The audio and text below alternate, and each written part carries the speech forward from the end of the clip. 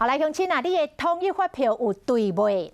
财政部讲，今年开出的5、6月的统一发票到即卖哦，1000万的特别奖还阁有7张，啊200万的特奖还阁有5张，无人来领。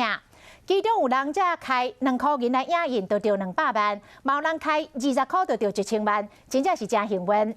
财政部是呼吁大家，都要会记得兑奖领奖，若是做过路财神，恐惊会对心肝哦。统一发票5、6月份1000万特别奖，伫新北市邦桥专家超商，店员有大广告要找这个好运的人。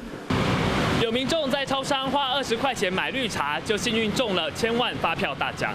有兑奖，可是我不晓得我有没有中。